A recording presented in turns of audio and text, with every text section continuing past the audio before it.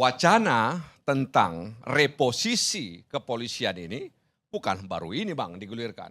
Ya, sejak saya di DPR 2004 lalu, ya itu juga sudah bergulir soal reposisi ini. Ya, apakah di bawah kementerian, ya apakah di bawah ini dan di bawah itu sebagainya. Nah belakangan ini muncul lagi ada istilah parcok, partai coklat. Nanti ada pula partai hijau, partai macam-macam lah Bang. Ya. Nah, lalu misalnya ada politisi ya dalam sebuah podcast menyampaikan ya ada partai coklat ya masuk ke sana, masuk kemari, dukung sana, dukung sini. Kemudian ada wacana, teman-teman saya, Bung Dedi misalnya, ya mewacanakan soal bagaimana reposisi polisi. Cuman dalam hati saya, kenapa baru sekarang misalnya Bung Dedi sampaikan itu, ya kan? Kenapa misalnya ketika Pak Jokowi sebagai petugas partai menjadi presiden tidak menyampaikan hal itu atau tidak membicarakan hal itu. Kenapa? Nah itulah saya nggak tahu kenapa seperti itu. Saya Tapi jelaskan. jawab dulu lah. Enggak, kalau mau itu biar cepat saya jelaskan, cepat aja.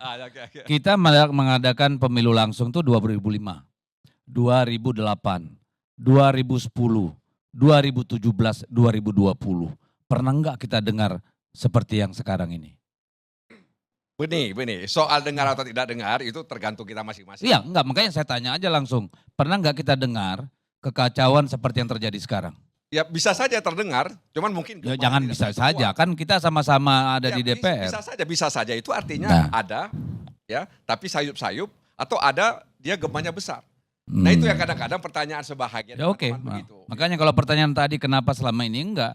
Karena bahkan pada zaman Pak SBY aja enggak pernah terjadi, Iya, kita ribut-ribut soal Ya, ini. Makanya kan sebahagian itu bertanya. Ya, padahal 10 tahun yang lalu itu cukup tepat misalnya untuk mengevaluasi secara kritis soal posisi kepolisian Republik Indonesia. Ya. Nah, oleh karena itu sekali lagi wacana ini bukanlah wacana baru Bang Karni, sudah lama dibicarakan. Tapi saya lihat juga undang-undang kepolisian Republik Indonesia itu juga sudah mencoba melaksanakan agenda-agenda reformasi di kepolisian. Jadi instrumentalnya berjalan, kemudian strukturalnya berjalan, tapi memang ada soal kultural yang belum berjalan. Ya belum selesai hari ini, baik internal maupun eksternal. Jadi eksternal ya belum baik, kemudian internalnya juga belum baik. Sebenarnya juga dalam mengatasi kultural ini ada peraturan pemerintah Bang Karni. Ada peraturan Kapolri yang mengatur soal kedisiplinan dan kode etik bagi anggota Polri. Nah tapi ini kan persoalan kepimpinan. Kalau misalnya Pak Listio Sigit pernah bilang bahwa ikan busuk itu ada di kepala, itu menunjukkan bahwa soal leadership kepimpinan. Ya. Jadi kepimpinan ini yang sebenarnya sangat diharapkan untuk memastikan bahwa kepolisian Republik Indonesia itu adalah kepolisian negara. Ya. Kepolisian negara, ya, Republik Indonesia.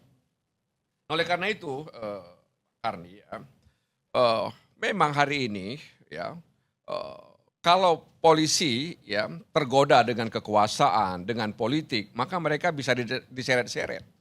Nah, Pak Tito misalnya punya tagline dulu, promoter, profesional, modern, terpercaya, ya. Jadi dalam rangka mengembalikan kepercayaan publik kepada institusi kepolisian, maka dia hadirkan itu profesionalisme, modern dan terpercaya. Jadi tapi ya memang tidak berjalan dengan baik upaya-upaya itu. Akhirnya hanya menjadi slogan, ya, tidak membumi ya profesionalnya, modernnya, terpercaya. Ya, jadi sehingga kemudian dalam prakteknya ya ada ya tindakan-tindakan malpraktek yang dilakukan.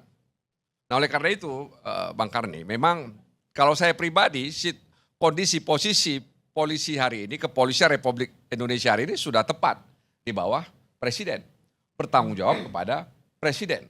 Presidenlah yang memimpin ya penegakan hukum. Jadi ada persoalan kultur. Ya, mungkin juga ini bahagian dari kultur bangsa Indonesia. Seperti misalnya Bung Hatta bilang bahwa korupsi sudah menjadi budaya ya di Indonesia. Dan itu menjadi tantangan bagi kita. Apa benar ya bahwa korupsi sudah menjadi budaya di negeri ini? Oleh karena itu ketika kultur ini ya kultur ini kemudian tidak berubah, ini akan mempengaruhi penegakan hukum, akan mempengaruhi posisi daripada institusi kepolisian. Sehingga ada sebahagian yang tergoda dengan kekuasaan, tergoda dengan politik praktis, sehingga dibawa-bawa. Ya, ketika dibawa-bawa ke arus politik, arus kekuasaan, maka itu akan membuat polisi tidak profesional, Bang. Pasti tidak akan profesional, sampai kapanpun tidak akan pernah profesional. Nah, oleh karena itu maksud saya tantangan Pak Prabowo itu adalah bagaimana agar polisi tidak ditarik-tarik dalam arus kekuasaan, tidak dibawa-bawa dalam arus politik praktis. Karena ini akan membahayakan kemandirian, independensi, dan profesionalitas Kepolisian Republik Indonesia.